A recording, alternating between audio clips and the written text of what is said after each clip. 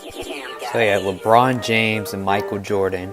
In between the two, there is 9 NBA championships, 27 All-Star appearances, 9 season MVPs, 9 Finals MVPs, 21 All-NBA first teams, 14 All-NBA defensive first teams, 11 scoring leaders for a year, 2 Rookie of the Years. So arguably the 2 greatest players of all time. Some can argue top 2 of the top 5, top 10, but without a doubt, these 2 are neck and neck with each other, and it has caused so much argument from Skip Bayless to Stephen A. to Nick Wright to Shannon Sharp, Chris Broussard, Max Kellerman, who else can I think of? Colin Cowherd.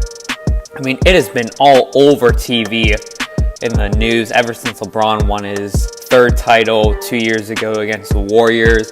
It really did cause a lot of consideration again into who is the GOAT and what does LeBron have to do to get there. So right now we are going to take a look at MJ's career first. So yeah guys, going into the 1984 NBA season, Michael Jordan was drafted by the Chicago Bulls with the 3rd overall pick in 1984. A draft with literally so many superstars and so many great players.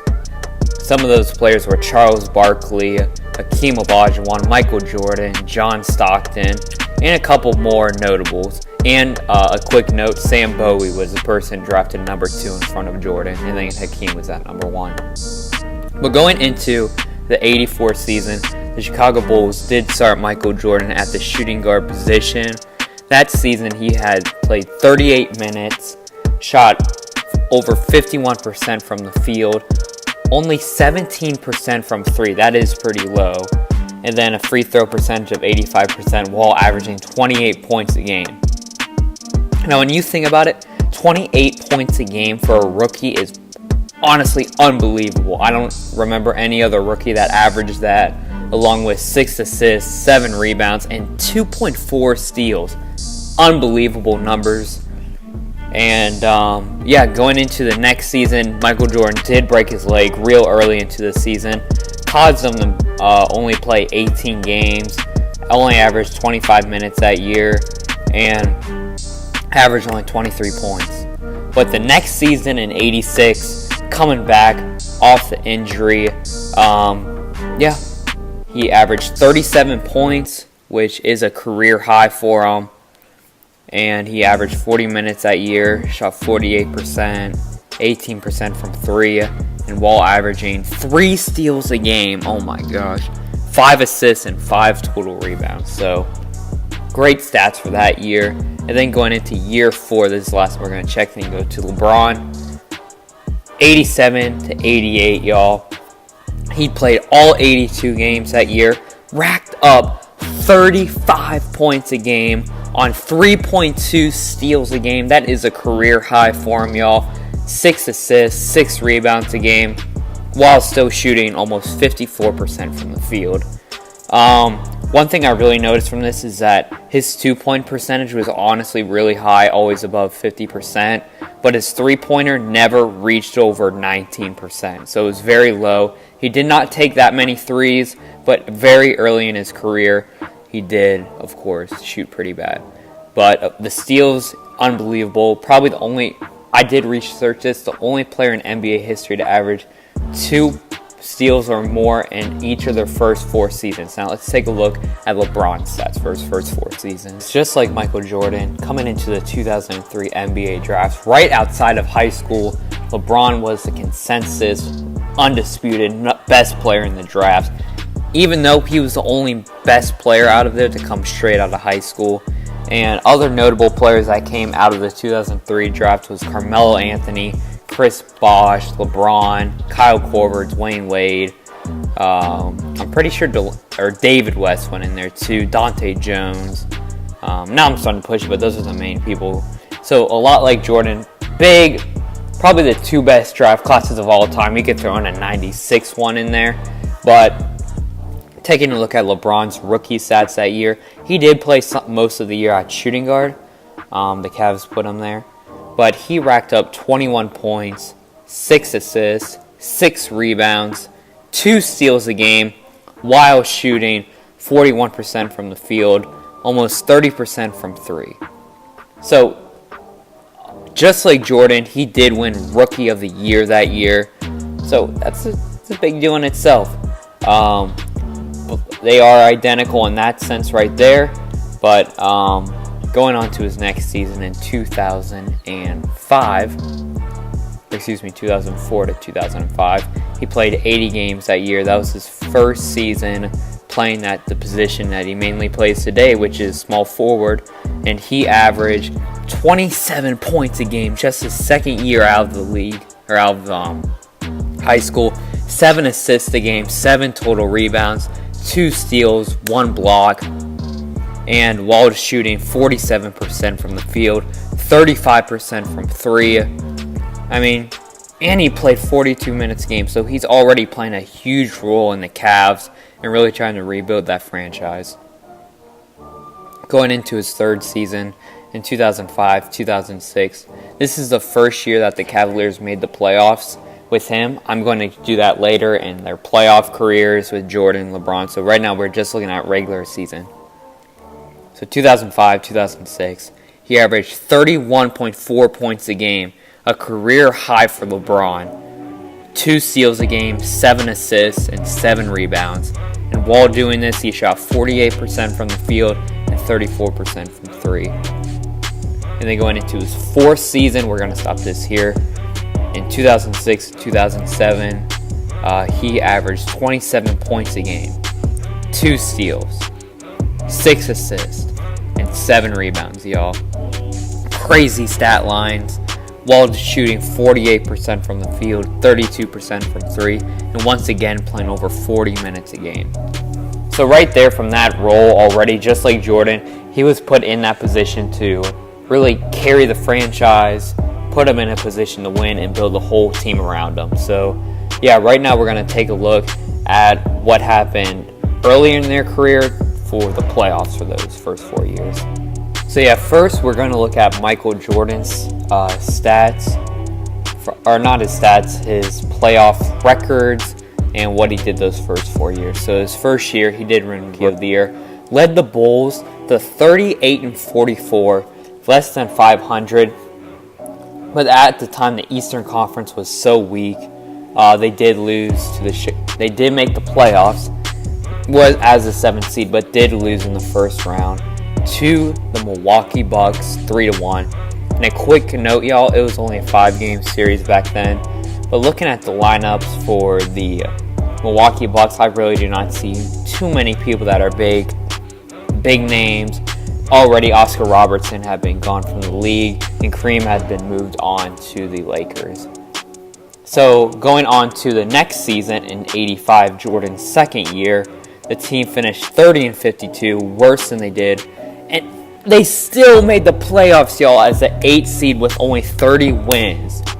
Nowadays, you'd be a for sure probably top 5 pick in the draft. That year, they did lose 3-0 to that Celtics dynasty. They were the 1 seed that year. And if I'm not mistaken, I'm pretty sure they did win the NBA championship that year to either the Lakers or it was probably the Lakers, it was. And then going on to 86 and 87, Michael Jordan's third year, they win 40 games, went 40-42, his highest for his team since he's been in the league. They only got the 8th seed though, and they had to play the Celtics again in the first round, and they got swept again by the Boston Celtics. Yeah, what can I say? That Boston Celtics team was great. They did make it to the finals that year, but did lose to the Lakers 4-2. I just like the sound. And then going into Jordan's 4th season of his career, first year over 500, the Chicago Bulls went 50-32, gaining the 3rd seed in the conference. And what do you know? They played the Cavaliers in the first round. They won that series 3-2. And going on to the conference semifinals, the second round, they had to play the bad boy Detroit Pistons with, of course, players such as like Joe Dumars, Bill Laimbeer, Dennis Rodman, Isaiah Thomas. That team did go on to lose the NBA Finals to the Lakers in 7. But that year, Michael Jordan won his first MVP, his first Defensive Player of the Year, and his first All-Star MVP. So his first 4 years, he made it to the playoffs all 4 times, only advanced to the second round once, and only had a winning record once. So time to look at LeBron's playoff success in his first 4 years and compare the two. Alright, so LeBron James entered the league, like we said, in 2003, 2004. That first season, the year before, the Cavaliers won 17 games. The year LeBron got there, they moved to 35 wins, an 18-win difference. They sadly were 1 spot out of missing the playoffs, but LeBron did win Rookie of the Year that year. Second season, 2004-2005. The Cavs get 7 games better, go to 42-40. Once again, though, they miss the playoffs with a 9 seed, out by a game.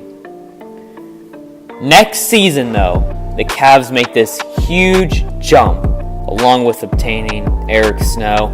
Big deal for the team. They are improving. They get the 4 seed in the conference, winning 50 games, went 50-32. And they played the Washington Wizards in the first round, a 4-against-5 matchup. And remember, that team had Gilbert Arenas, who was a very clutch shooter in his prime, especially in that time. Cavs won that series 4-2 in the first round. Going on to the second round, though, they lost to the Detroit Pistons, who the year later won themselves a championship. And they lost that in 7. In that season, that was LeBron's first ever All-Star Game MVP. And then going into your 4th season, LeBron James' 4th season with the Cavaliers and in the NBA, they finish again with a 50-32 record. Second time in the second place in the Eastern Conference. So it is another matchup against the Wizards and Cavs in the first round. And they sweep them 4-0.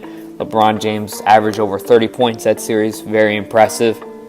Next, they would play the Brooklyn Nets, who at the time did seem like a pretty good team, but I think age kind of hit them pretty early.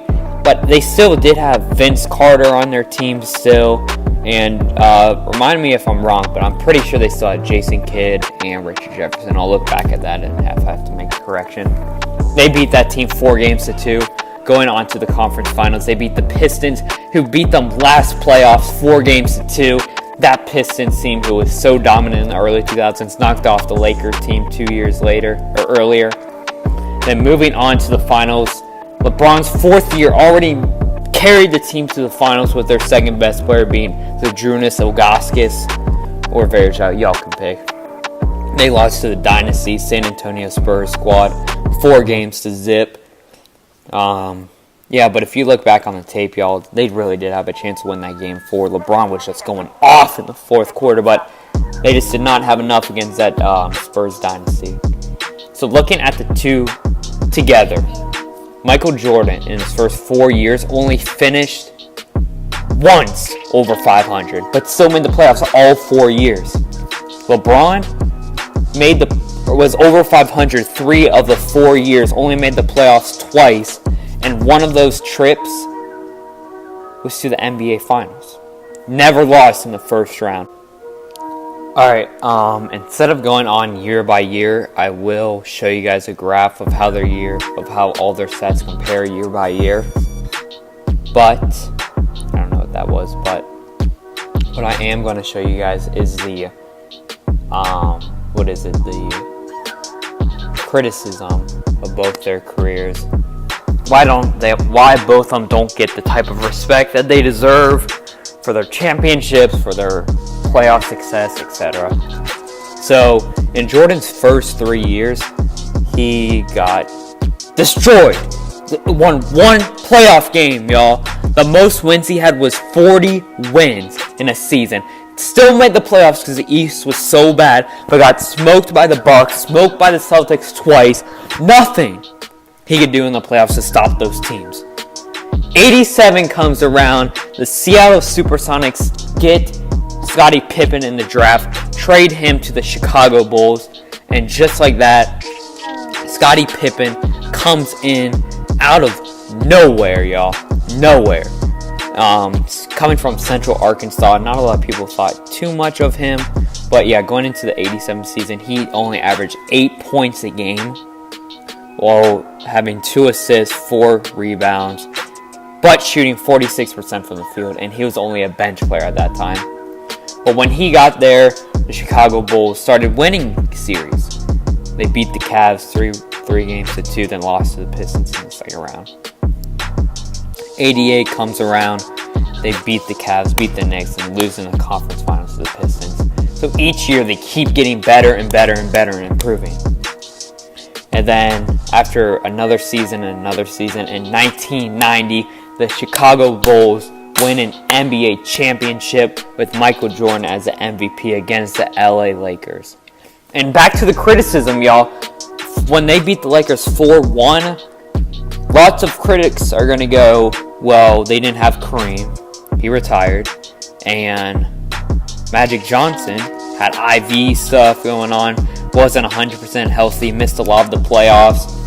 So that's a lot of where the criticism comes with him.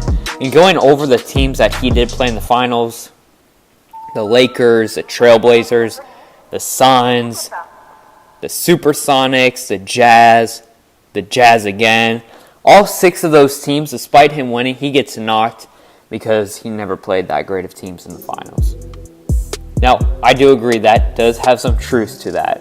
If you look at all the teams he faced when he was in his prime, the teams were not that competitive.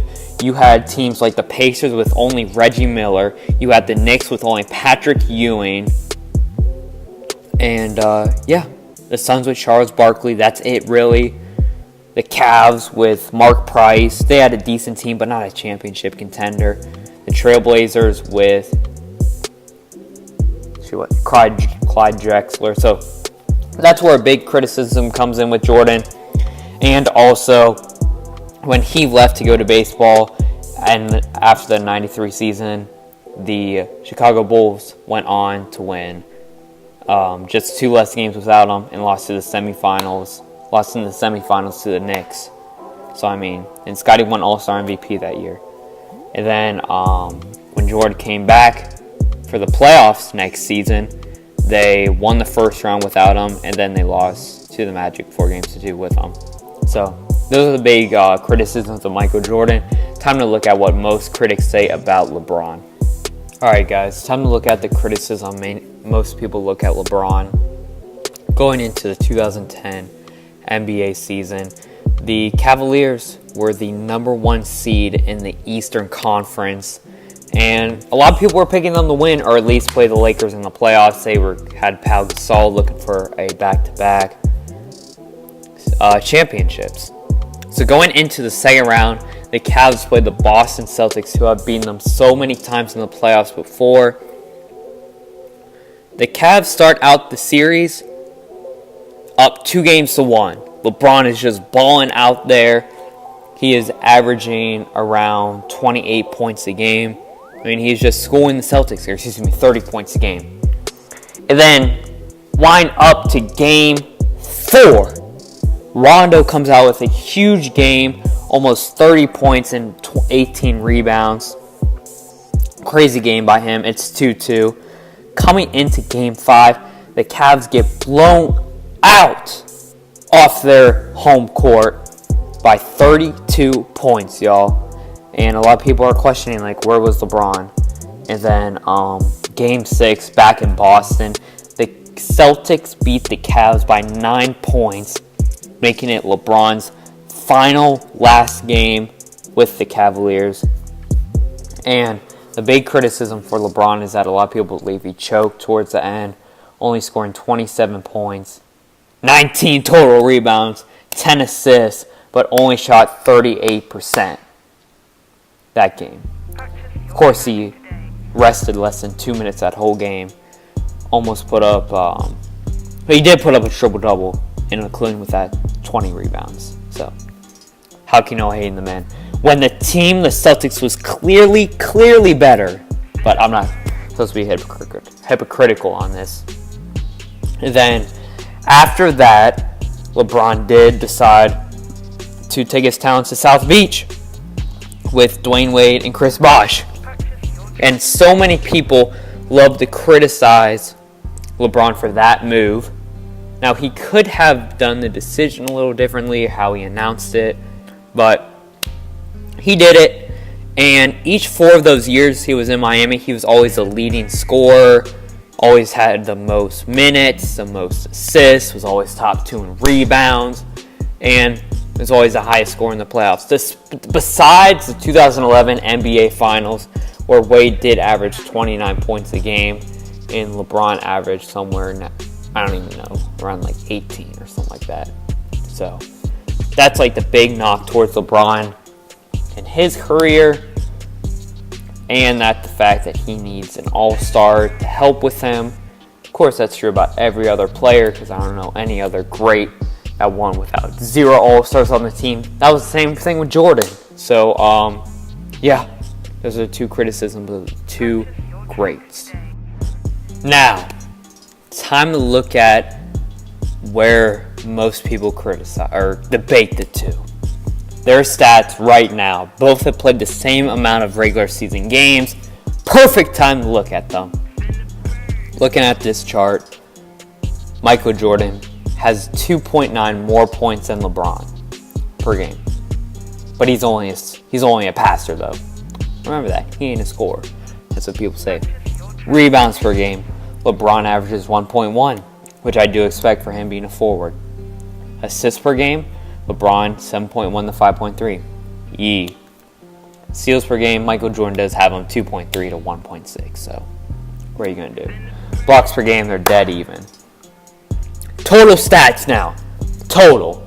Time to look at the nitty and gritty. Total points. Jordan beats him by a little more than 3,000.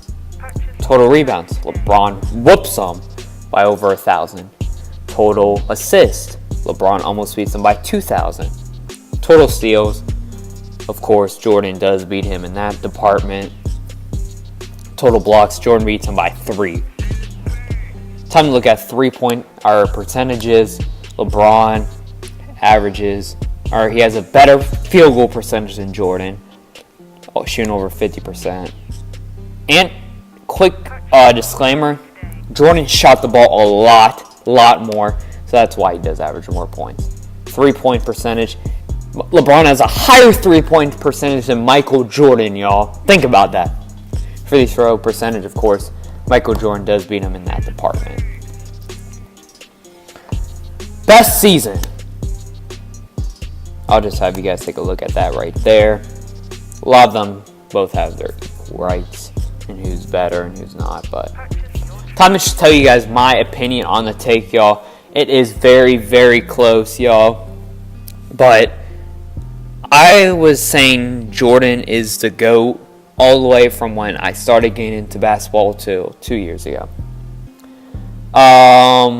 2 years ago, the Cavs went to the 2016 NBA Finals looking for revenge, redemption, trying to prove to everyone if Kyrie and Kevin Love were healthy, they would have won the year before against the Warriors. The Warriors that season were the greatest regular season team ever. Probably the best offense, one of the best defenses in the league, the greatest record in NBA history, beating Michael Jordan's 72-10 record. And Curry has the first ever unanimous MVP in NBA history. So the Cavs were one of the biggest underdogs all time in a championship game or series in any sport. And being down 3-1, a lot of people said this was over. Most people thought it was going to be a sweep when the Warriors were up 2-0 and going back to Cleveland. But Cavs pulled out Game 3, lost Game 4. Game 5, LeBron goes on a tear with 41 points. Say it was just Kyrie. They bring it back to Cleveland. And then Game 6 in Cleveland, probably one of the best sporting events ever that I've been able to see. I wasn't at the game, but I watched it from home. LeBron dropped back-to-back 41-point games. Only Jordan and Shaq have been able to do that in the finals. Crazy, y'all. Game 7 back in Oakland. LeBron drops a triple-double, 27 points. And I'll show you the game-winning block right there. and the game-clinching free throw, y'all. So after that game, I was like, LeBron's the GOAT. Greatest accomplishment in NBA history, y'all, no doubt about it. The circumstances, his legacy was on the line right there. He shut down the unanimous MVP, shut down all the haters, y'all. But that's my take about it. That is the truth about the LeBron James, Michael Jordan debate, y'all. I'll link everything down in the description if you guys want to look at every single stat line, all the articles. But yeah, thank you guys for watching. This is OVO signing out. Oh yeah, make sure to subscribe, leave a like, comment down what you guys want next. This is OVO signing out. Yeah.